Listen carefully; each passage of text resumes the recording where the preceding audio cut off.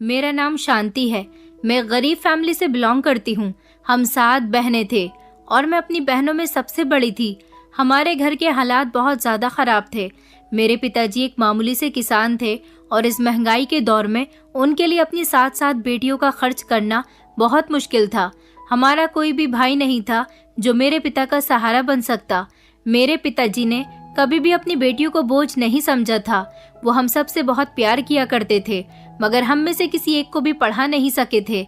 मेरी छोटी 2 बहनों को पढ़ने का बहुत शौक था, लेकिन मेरे पिताजी चाहकर भी उनकी ख्वाहिश को पूरा नहीं कर सके थे। मेरी माँ बीमार रहती थी। उन्हें टीबी की बीमारी थी। उनका इलाज सरकारी अस्पताल में चल रहा था, लेकिन मेरी माँ को अच्छे इलाज की जरूरत थी। मेरे पिताजी बहुत ज्यादा परेशान थे। दिन ब दिन वो कमजोर होती जा रही थी। उनकी बेटियां भी उनका कोई सहारा नहीं बन पा रही थी, क्योंकि हमारे गांव में लड़कियों को किसी भी तरह की नौकरी करने नहीं दिया जाता था, बल्कि उनको तो 4 दीवारी में रखने को कहा जाता था। जो लड़की कभी नौकरी कर भी लेती थी तो उसके माता पिता को बातें सुनने को मिलती थी।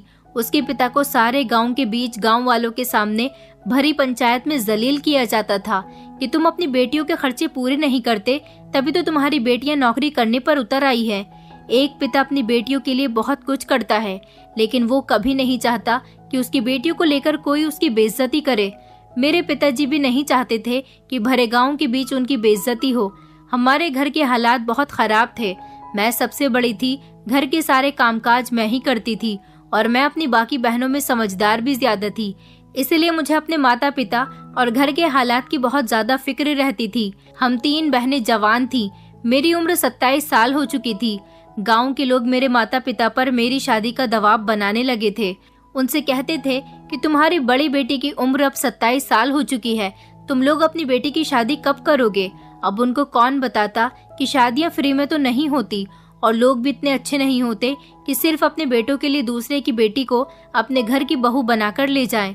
आजकल तो इतनी महंगाई हो गई है कि लोग चाहते हैं कि उन्हें दहेज भी ज्यादा मिले और उनकी बहू जेवरात भी ज्यादा लेकर आए।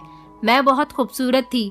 मेरे बहुत रिश्ते आते थे, लेकिन जो भी रिश्ता आता था वो लोग पहले लेन देन की ही बात किया करते थे। इस बात पर मेरे माता पिता खामोश हो जाते थे, क्योंकि लेन देन के लिए उनके पास कुछ भी नहीं था। उनके लिए उनकी कुल पूंजी उनकी बेटियां ही थीं। कभी कभी मुझे अफसोस होता था। मैं सोचती थी कि काश मैं लड़का होती तो आज अपने पिता का सहारा बनकर उनके बोझ को मैंने बांट लिया होता, मगर मैं तो एक लड़की हूँ और हमारे गांव में लड़कियों को ज्यादा अहमियत नहीं दी जाती है। मैं बड़ी परेशान थी कि मैं अपने माता पिता के लिए क्या करूं, जिससे मेरे घर के हालात भी बेहतर हो सके और उनकी परेशानियां भी कुछ कम हो जाएं। मैंने अपने माता पिता से इस बारे में बात की थी कि मैं आप लोगों का सहारा बनना चाहती हूँ। मैं कहीं पर नौकरी करना चाहती हूँ। अगर आप लोग चाहें तो मुझे गाँव में ना सही, लेकिन शहर में नौकरी करने के लिए भेज सकते हो। मैं वहाँ जाकर किसी अस्पताल में या किसी बड़े बंगले में नौकरानी बन के नौकरानी का काम कर लूंगी। इससे हमारे घर में कुछ पैसे आ जाएंगे। गांव वालों को भी इस बारे में कुछ पता नहीं चलेगा। बस इतना कह देना कि मैं अपने किसी शहर के रिश्तेदार के यहाँ रोज आना जाना करती हूँ। गांव वालों को इस बात की कानों कान खबर नहीं होगी और घर के हालात में भी सुधार आ जाएगा। पिताजी, आखिर कब तक हम लोगों के लिए इतनी मेहनत करेंगे। हम 9 लोगों का परिवार है और अकेले पिताजी के लिए 9 लोगों के परिवार को चलाना बहुत मुश्किल काम है। मेरी बात मेरे माता पिता ने बहुत तसल्ली से सुनी थी। मेरे पिताजी भी चाहते थे कि उनको किसी दूसरी कमाई का सहारा मिल जाए, मगर जो सब मैंने उन्हें बताया था ऐसा होना इम्पॉसिबल था।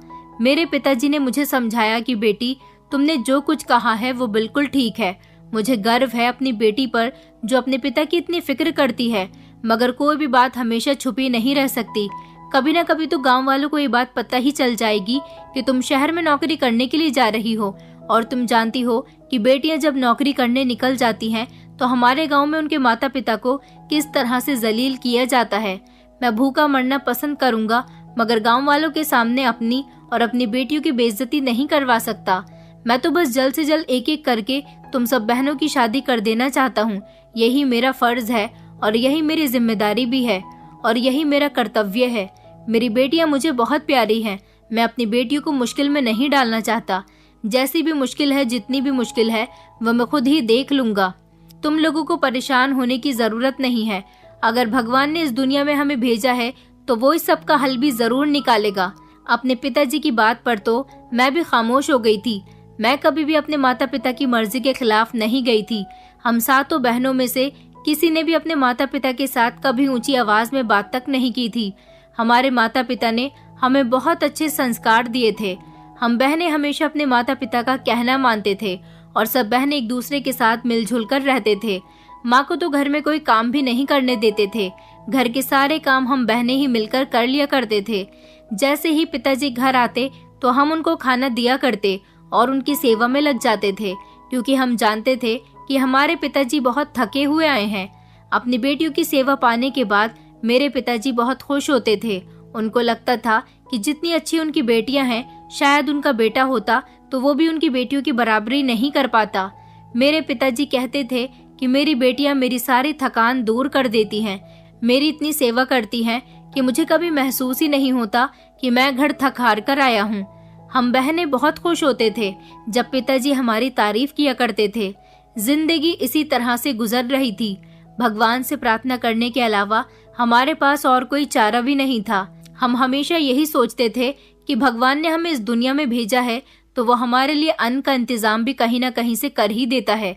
मेरे माता पिता काफी दिनों से मेरे लिए रिश्ते देख रहे थे, मगर हर बार रिश्ता लेन देन की बात पर आकर ही खत्म हो जाता था। आज भी कुछ दिन पहले ही मेरे लिए एक रिश्ता आया था जो कि मेरे पिताजी के दोस्त का बेटा था। मेरे पिताजी के दोस्त तो काफी समय पहले ही मर चुके थे। उनके 2 बेटे थे। बड़ा बेटा तो शहर में नौकरी करता था और उसने शहर में ही शादी कर ली थी। अपनी फैमिली के साथ वो शहर में ही रहता था, जबकि छोटा बेटा अपने माता पिता के घर में गाँव में ही रहता था। वो अकेला ही रहता था, उसके आगे पीछे कोई भी नहीं था। भाई के शहर जाने के बाद वो पूरी तरह से अकेला हो गया था। उसके घर में हर चीज मौजूद थी, सिर्फ उसे शादी करने के लिए किसी अच्छी और संस्कारी लड़की की जरूरत थी। मेरे पिताजी को जब उसके बारे में पता चला तो मेरे पिताजी को मेरे लिए उसका रिश्ता ठीक लगा था, क्योंकि वो अकेला था और ना ही उसे दान दहेज की परवाह थी। उसे तो सिर्फ लड़की से ही मतलब था। वो किसी तरह अपना घर बसाना चाहता था। उसने पिताजी से अपने बारे में बात की थी। वो मेरे पिताजी को हमेशा मौसा जी कहकर पुकारता था। उसने कहा था कि मौसा जी, आप मेरे लिए कोई अच्छी सी लड़की तलाश करो। मुझे कुछ नहीं चाहिए, सिर्फ लड़की ही चाहिए। उसका अपना कोई रिश्तेदार भी नहीं था, इसलिए वो मेरे पिताजी को ही अपना सब कुछ मानता था। देखने में बहुत अच्छा था, पढ़ा लिखा था और सुना था कि उसकी नौकरी किसी कंपनी में लग गई है और वो शहर में ही जाकर नौकरी करता है। उसके पास अपनी गाड़ी है। सुबह को जब घर से निकलता है तो शाम को 5 बजे ही नौकरी से घर वापस आता है और खाना खाने के बाद सो जाता है। उसके अंदर कोई गलत क्वालिटी भी नहीं थी, क्योंकि वो मोहल्ले के गलत लड़कों के साथ उठता बैठता नहीं था, सिर्फ अपने काम से काम रखता था। हमारे गांव के लोग उसकी बहुत तारीफ किया करते थे। मेरे पिताजी भी उसकी तारीफ किए बिना नहीं रहते थे, इसलिए उनको उसके लिए मेरा ख्याल आया। वो मेरी ही उम्र का था। पिताजी ने घर में माँ से इस बारे में बात की तो माँ को भी ये रिश्ता पसंद आया था। उन्होंने कहा था कि आप इस रिश्ते में देर मत करो, जल्दी ही हमारी बेटी की शादी कर दो। लड़का अच्छा भी है और उसे हमसे हमेशा ही दया रही है। वो कभी भी हमसे दान दहेज की डिमांड नहीं करेगा और हमारी बेटी वहाँ पर सुखी रहेगी। मुझे भी इस बारे में पता चल चुका था कि मेरे रिश्ते की बात मोहित के साथ चल रही है। मुझे मोहित से शादी करने पर कोई एतराज नहीं था। मैं उसे जानती थी। बचपन में वो कभी कभी अपने माता पिता के साथ हमारे घर पर आ जाता था, लेकिन फिर जब उसने अपनी पढ़ाई पर ज्यादा ध्यान देना शुरू किया तो उसने हमारे घर आना बहुत कम कर दिया था। मेरे पिताजी ने जब अपने दोस्त के बेटे मोहित से मेरे बारे में बात की तो वो भी मुझसे शादी करने के लिए तैयार हो गया था और उसने जल्दी ही शादी करने के लिए कहा था। इस तरह मैं विदा होकर मोहित के घर आ गई थी। मेरी शादी सिंपल तरीके से हुई थी। अपने माता पिता का घर छोड़ने पर मुझे बहुत ही ज्यादा दुख भी हुआ था और फिर ये भी खुशी हुई थी कि जिस तरह से मैं अपने माता पिता के ऊपर बिना बोझ डाले ही घर से विदा हो गई हूँ, इस तरह मेरी बाकी बहनें भी अपने अपने घर की हो जाएं। मोहित ने मुझे खाली हाथ ही एक्सेप्ट कर लिया था। वो एक बहुत अच्छा इंसान था। शादी के बाद मेरी पहले से भी ज्यादा इज्जत करने लगा था। मेरी शादी को 6 महीने हो गए थे। जिंदगी बहुत अच्छी गुजर रही थी, मगर एक दिन अचानक मेरे पति ने मुझे एक ऐसी खबर सुनाई जिसे सुनकर मेरे होश उड़ गए थे। मेरे पति ने बताया कि वो जहाँ पर नौकरी करता है उस कंपनी में उस पर रिश्वत का इल्जाम लगाया गया है और उसे नौकरी से निकाल दिया गया। अब वो नौकरी पर नहीं जाएगा।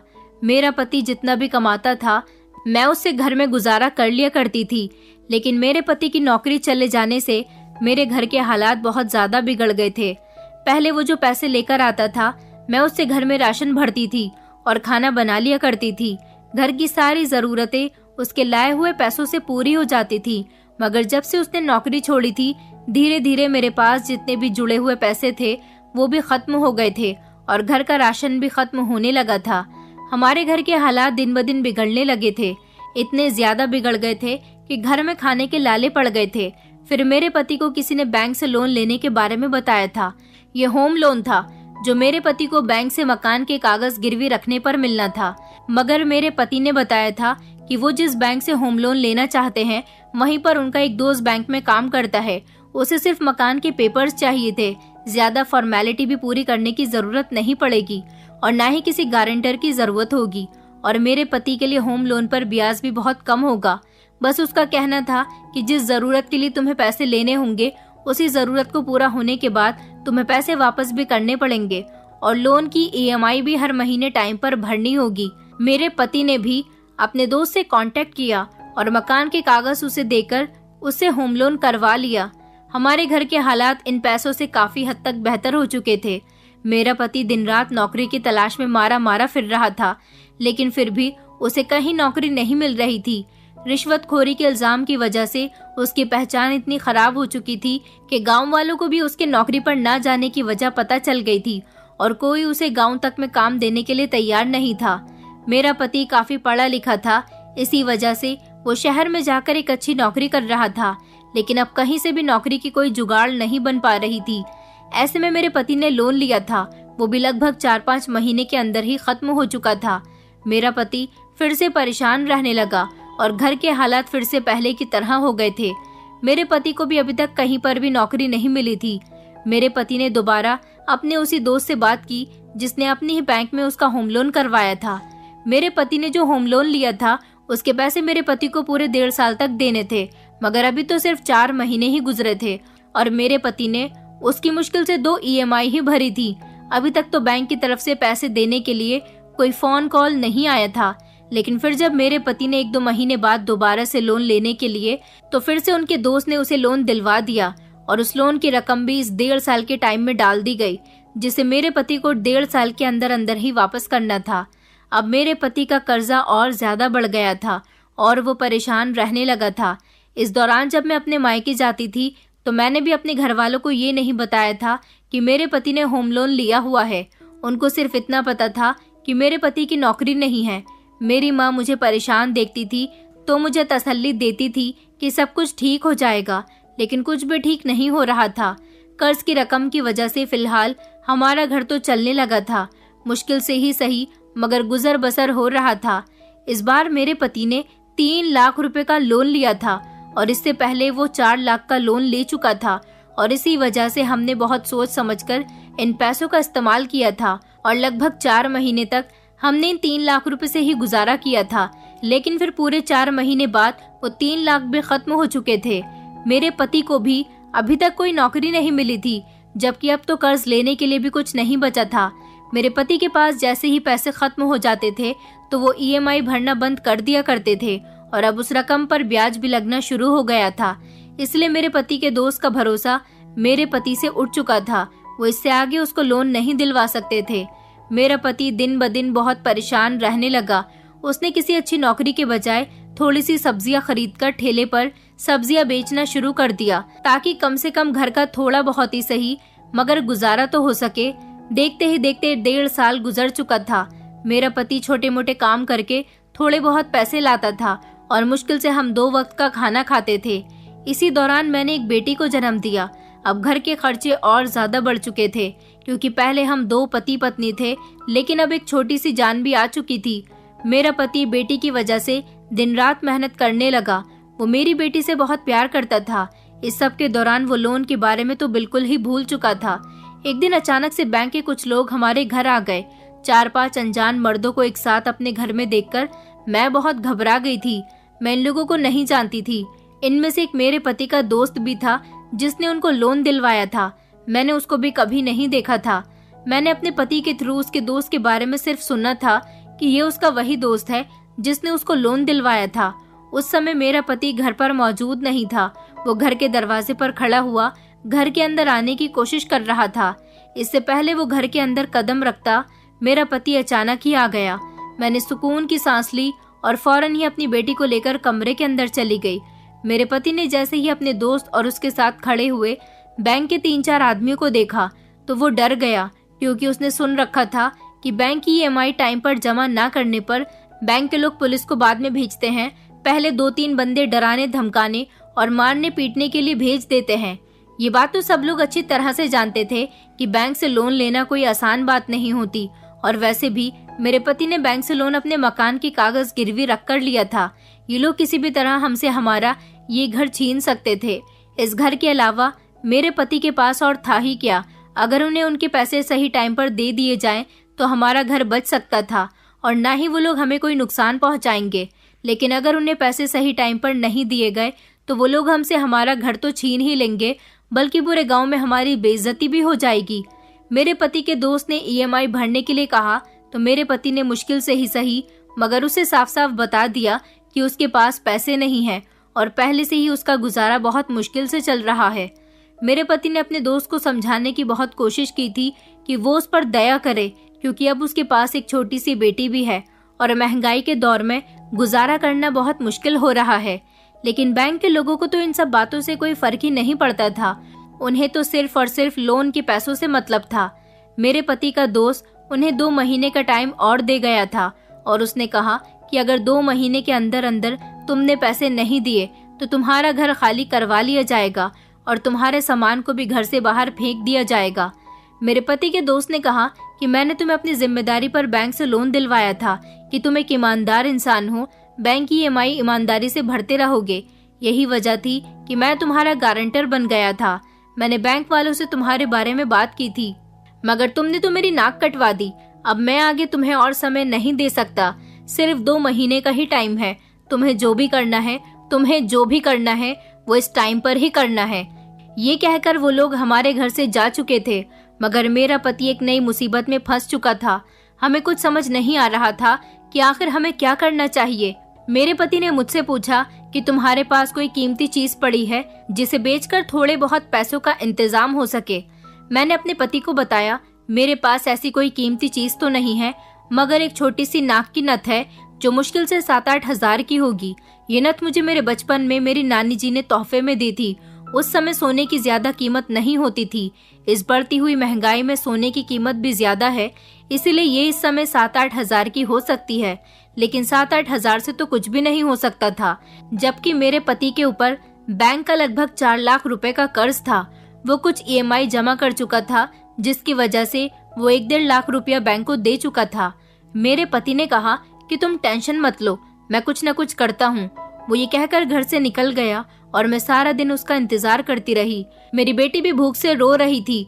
हमारे पास खाने के लिए कुछ भी नहीं था। सारा दिन मैं घर में अकेली रही। रात को भी जब मेरा पति घर वापस नहीं आया तो मैं बहुत परेशान हो गई, क्योंकि मेरे पति को कभी भी घर आने में इतना लेट नहीं हुआ था। सारी रात मेरी अपने पति के इंतजार में गुजर गई थी, लेकिन अगले दिन भी मेरा पति घर पर नहीं आया और यही सिलसिला लगातार 1 हफ्ते तक चलता रहा। इस बीच मैं और मेरी बेटी भूख से बहुत तड़प रहे थे। मैं अपने मायके चली गई थी। मैंने अपने घर जाने के बाद अपने मायके में किसी को भी कुछ नहीं बताया था, क्योंकि वो लोग भी परेशान हो जाते। पैसे की परेशानी तो मेरे मायके में भी बहुत थी, लेकिन मुझे शादी के बाद खुश देखकर मेरे माता पिता और मेरी बहनें भी हमेशा खुश रहती थी। मैं उनकी इस खुशी को बरकरार रखना चाहती थी, इसलिए कभी भी मैंने उनको अपनी परेशानी के बारे में कुछ नहीं बताया था। मुझे अपने मायके में रहते हुए भी कई दिन गुजर गए थे। मेरी माँ और पिताजी बार बार मुझसे मेरे पति के बारे में पूछ रहे थे कि वो अभी तक तुम्हें लेने के लिए क्यों नहीं आया। मैं अपने घर वालों को यही बताया करती थी कि वो काम में थोड़ा बिजी है और शहर गया हुआ है, इसीलिए नहीं आ सका। मगर उसने कहा है कि 2 दिन बाद वो घर वापस आ जाएगा। मैं 2 दिन बाद अपने घर चली जाऊंगी। जब मेरा पति 2 दिन के बाद भी मुझे लेने के लिए नहीं आया तो मैं खामोशी से अपने मायके से अपने घर चली आई थी। मेरे घर आने के भी लगभग 3-4 दिन बाद मेरा पति घर वापस आया था तो उसकी हालत बहुत खराब थी।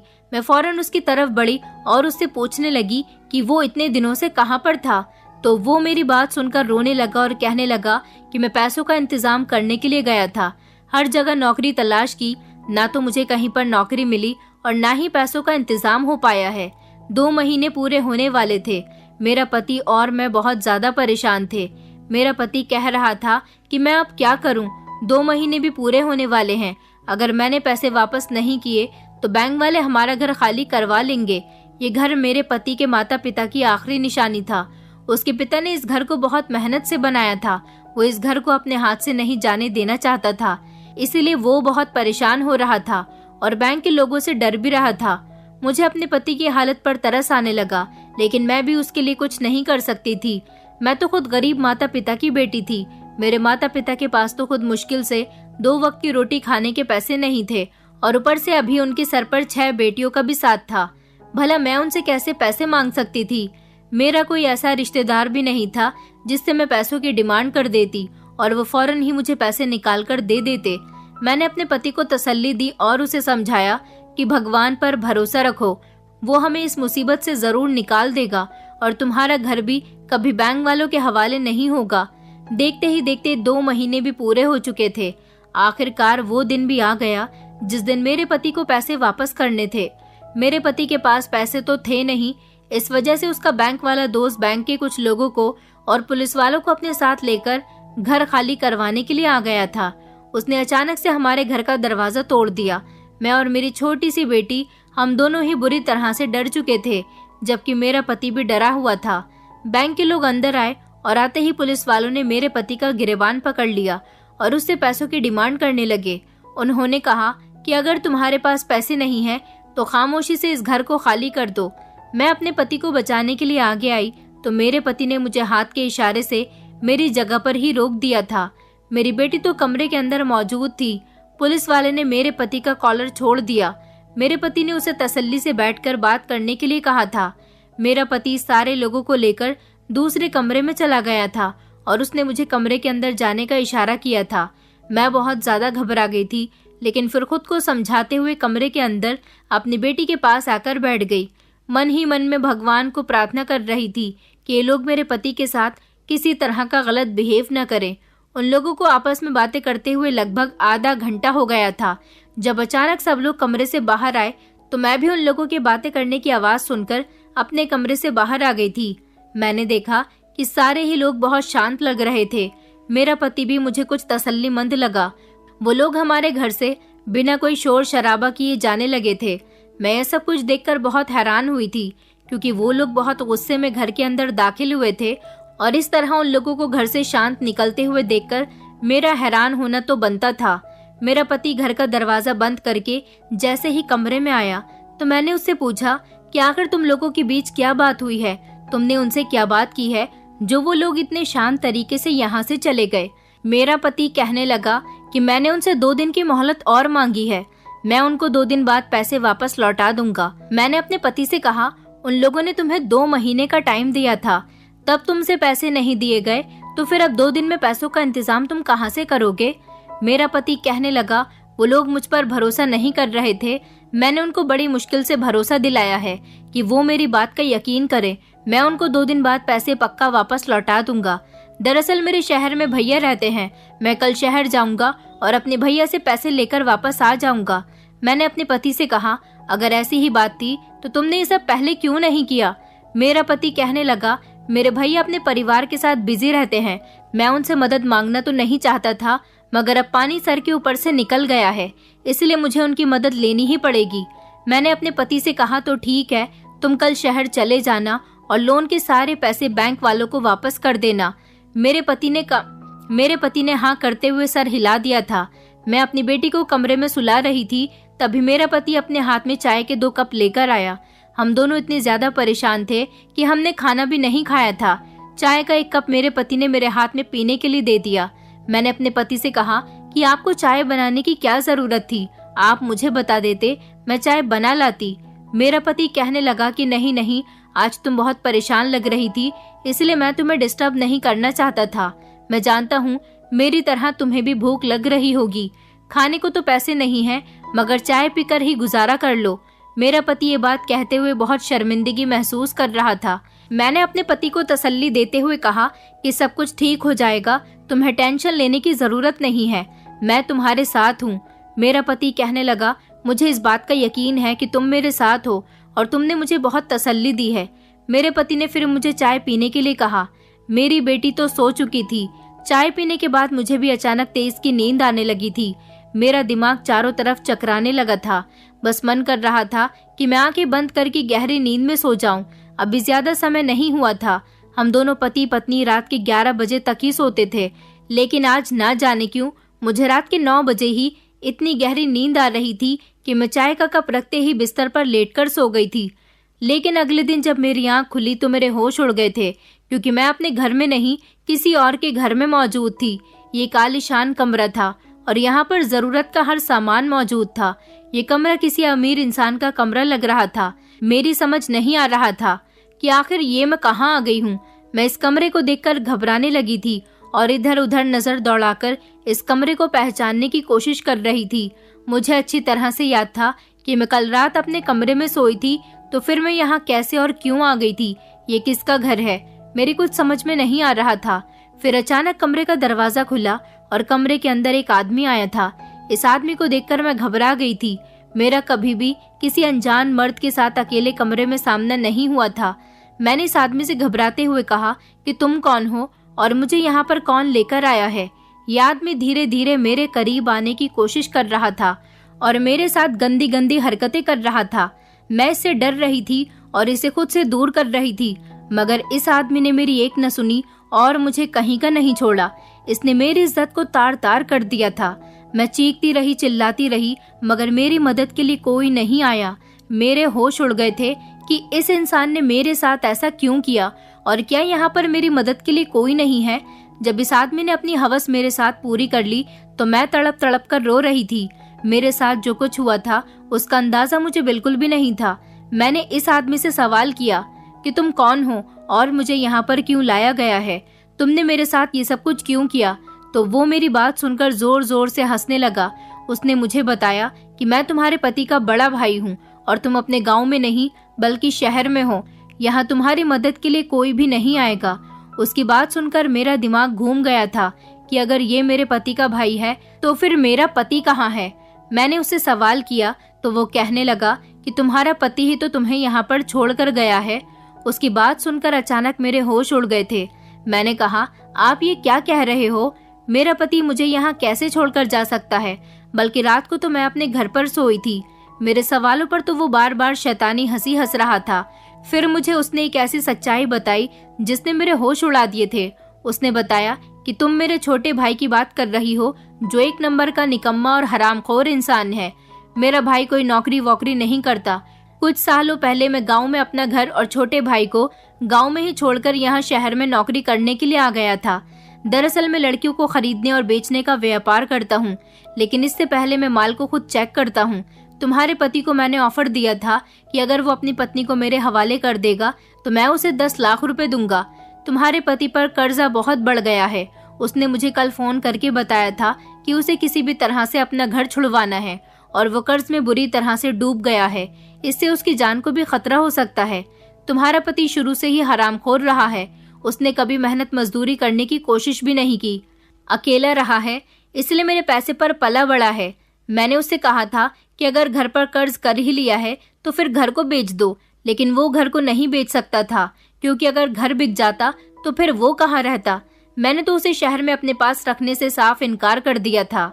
सुना था कि अभी 2 साल पहले वो कहीं किसी कंपनी में नौकरी कर रहा था। वहां पर रिश्वत के केस में फंस गया था।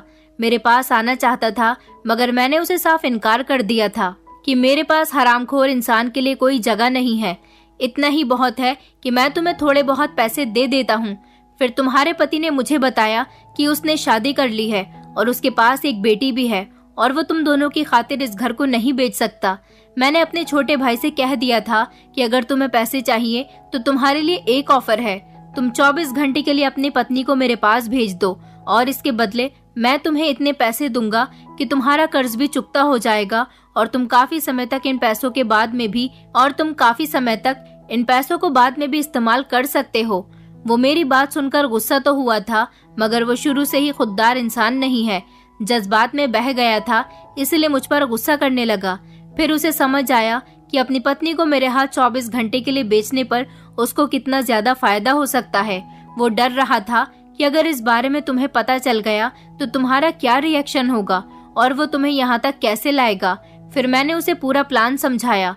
कल रात तुम्हारे पति ने तुम्हें चाय में नींद की दवाई मिलाकर दी थी। जब तुम बेहोश हो गई तो वो तुम्हें मेरे पास ले आया था। वो रात के लगभग 3 बजे मेरे पास आया था। उसके बाद मैंने तुम्हें इस्तेमाल किया, लेकिन तुम इतनी ज्यादा खूबसूरत हो कि मुझसे अब भी रहा नहीं गया। मुझे तो तुम्हें देख देख कर अफसोस हो रहा है और हंसी भी आ रही है। मेरा भाई तो एक नंबर का निकम्मा और बेवकूफ है, लेकिन तुम तो मुझे समझदार लगती हो। तुम ऐसे इंसान के साथ अपनी जिंदगी कैसे गुजार रही हो? मेरा भाई कोई काम धंधा नहीं करता। मुश्किल से उसे नौकरी भी मिल गई थी, तो वो भी उसके हाथ से निकल गई। इसलिए तुम्हें खुश करने के लिए उसने शादी के बाद अपने घर को गिरवी डाल दिया और इस तरह से तुम्हारा और अपना पेट भरकर वो इंसान जवान होते हुए भी मेहनत मजदूरी करना नहीं चाहता। उसे तुम जैसी लड़की नहीं मिल सकती थी, इसलिए उसने तुम्हें इम्प्रेस किया, अपने दुखड़े सुनाए। मगर जैसा मेरा भाई दिखता है वैसा वो बिल्कुल भी नहीं है। तुम तो समझदार हो, तुम तो इस बात का अंदाजा लगा सकती हो कि जिस इंसान ने 1.5 साल तक लोन के पैसों से तुम्हारा और अपना पेट भरा, उस इंसान के साथ सारी जिंदगी तुम्हारा गुजारा कैसे हो सकता है। तुम्हें ये बात सोचनी चाहिए थी कि इतने लंबे समय तक उसे नौकरी क्यों नहीं मिली, क्योंकि उसने नौकरी की कभी तलाश ही नहीं की। वो तो तुम्हें बेवकूफ बनाता रहा और तुम बनती रही, और आज देखो हालात ऐसे आ गए हैं कि उसने अपनी ही पत्नी को अपने बड़े भाई के हाथ बेच दिया। मैंने तुम्हारे पति को तुम्हारी कीमत के 10 लाख रुपए दिए हैं। आज उसे पैसों की जरूरत है, वो तुम्हें मेरे पास बेच चुका है, तो आगे भी वो ऐसा कर सकता है। मैं तो अपने भाई को समझा समझाकर थक गया था। मैं भले ही जिस्म फरोशी का काम करता हूँ, मगर इसमें भी मेहनत लगती है, जो कि मेरे भाई से कभी नहीं होगी। तुम सारी जिंदगी अपने पति के साथ इसी तरह से बेइज्जत होती रहोगी। वो तुम्हें कभी खुश नहीं रख सकेगा, क्योंकि मेहनत करने वालों की कभी हार नहीं होती, और तुम्हारा पति तो मेहनत जैसे शब्दों से कई कोसों दूर है। इस आदमी की बात सुनकर तो मेरे पैरों तले से जमीन निकल गई थी। मुझे अपने पति जैसे घटिया इंसान से नफरत महसूस होने लगी थी। इसमें इस आदमी की भी कोई गलती नहीं थी, ये तो इसका काम था। लेकिन ये मेरे पति को सोचना चाहिए था कि उसे अपनी पत्नी के साथ तो ऐसा बिल्कुल भी नहीं करना था। मैंने इस आदमी के आगे हाथ जोड़ दिया और कहा कि प्लीज अब मेरे साथ ऐसा कुछ मत करना और मुझे जाने दो। मैं इसके आगे जब ज्यादा गिड़गिड़ाई तो उसने मुझे कुछ भी नहीं किया था, बल्कि मुझसे एक वादा लिया था कि मैं गाँव जाने के बाद इस आदमी के बारे में किसी को कुछ नहीं बताऊंगी। मैंने इसका वादा एक्सेप्ट कर लिया था, क्योंकि मैं अब अपनी इज्जत को और ज्यादा अपने घटिया पति के लिए रुस्वा नहीं कर सकती थी। मेरे पति के भाई ने मुझे ड्राइवर के साथ घर छुड़वा दिया था। वो मेरे पति को पैसे तो पहले ही दे चुका था। मैं जैसे ही घर पहुंची तो बहुत ज्यादा रो रही थी। मुझे सिर्फ और सिर्फ अपनी बेटी की फिक्र थी। मैं इस इंसान के साथ आगे जिंदगी नहीं गुजार सकती थी। मैंने उससे घर पहुंचते ही सवाल किया कि तुमने मेरे साथ ऐसा क्यों किया? तुम्हें शर्म नहीं आई अपनी पत्नी के साथ ऐसा करते हुए? मैंने उससे कह दिया था कि मैं तुम जैसे निकम्मे इंसान के साथ जिंदगी नहीं गुजार सकती। आज तुमने मुझे बेच दिया है, कल को मेरी बेटी को भी बेच सकते हो। तुम्हारा क्या भरोसा? मगर वो मुझसे माफी मांग रहा था। मैंने उसकी कोई बात नहीं सुनी और मैं सीधा अपने मायके आ गई थी। अपने मायके आने के बाद मैंने ये बात अपने पेरेंट्स को बताई तो वो लोग भी बहुत परेशान हो गए थे। मुझे लगा कि मेरे माता पिता को मेरा ये फैसला गलत भी लग सकता है, लेकिन ऐसा कुछ भी नहीं था। मेरे माता पिता ने हमेशा मेरा साथ दिया था। उन्होंने कभी भी अपनी बेटियों को बोझ नहीं समझा था। मेरे पिता ने मेरे सर पर हाथ रखा और कहने लगे कि तुमने बहुत अच्छा किया जो तुम उस घटिया इंसान का घर छोड़कर आ गई हो। तुम्हें अब उसके घर जाने की बिल्कुल भी जरूरत नहीं है। तुम हमारे साथ रहोगी और तुम्हारी बेटी भी हमारी जिम्मेदारी है। मुझे उस दिन अपनी किस्मत पर बहुत रोना आया था। अफसोस हो रहा था कि बेटियों की किस्मत ही आखिर कैसी होती है। पिता के घर में तो परेशानियां झेलती ही हैं और अपनी ससुराल में जाकर डबल परेशानियां झेलती हैं। तब भी अपने आप को मजबूत बनाकर रखना पड़ता है। मैं आप लोगों से रिक्वेस्ट करना चाहती हूँ कि अपनी बेटियों की शादी हमेशा खानदानी लोगों में करें। जल्दबाजी में ये न देखें कि अकेला लड़का है, उसके आगे पीछे कोई नहीं है। अकेले घर में बेटी खुश रहेगी, राज करेगी। लड़की का फैमिली बैकग्राउंड जरूर निकालें और उसकी जांच पड़ताल करें कि आखिर वो क्या करता है, कितना कमाता है, आपकी बेटी के लिए ठीक है भी या नहीं। अगर आपकी बेटी को खुश रखने की उसके अंदर सारी क्वालिटीज हैं, तब आप लोग अपनी बेटी की शादी करें और अगर आप लोगों की सिचुएशन मेरे पेरेंट्स की जैसी है तो कभी भी अपनी बेटियों की शादी ना करें। मैं तो गरीब परिवार से बिलोंग करती हूँ। मेरे माता पिता के पास दान दहेज देने के लिए कुछ भी नहीं था, इसलिए उन्होंने मोहित पर भरोसा करके मेरी शादी उसके साथ करवा दी थी। लेकिन आप लोग गरीबी का रोना रोकर अपनी बेटियों को किसी के भी हवाले न करें। इससे अच्छा तो यह है कि आप लोग अपनी बेटियों को अपनी आंखों के सामने रखें। वो मुझ जैसे जुल्म का शिकार होने से बच जाएंगी। मैंने अपने पति से डिवोर्स ले ली है। हालांकि वो अपने किए पर शर्मिंदा हो रहा था। वो नहीं जानता था कि उसका भाई उसकी हकीकत मुझे बता सकता है, लेकिन एक न एक दिन तो उसकी हकीकत मेरे सामने आ ही जानी थी। अब मैं अपनी बेटी के साथ अपने मायके में ही रह रही हूँ, मगर अपनी बेटी को अच्छी जिंदगी देने के लिए मैंने लोगों के घरों में काम करना शुरू कर दिया। लोगों को मेरे पति की घटिया हरकत के बारे में पता चल चुका था, इसीलिए लोग मेरे बारे में क्या बात करते हैं क्या नहीं, मैं किसी की परवाह नहीं करती। अब मुझे सिर्फ अपनी और अपनी बेटी की फिक्र है। दोस्तों, उम्मीद करती हूँ आपको हमारी कहानी पसंद आई होगी। कहानी पसंद आई है तो वीडियो को लाइक करें, चैनल पर नए हैं तो चैनल को सब्सक्राइब करें और हाँ, नोटिफिकेशन बेल को जरूर दबाएं ताकि अगली अपडेट सबसे पहले आपको मिले।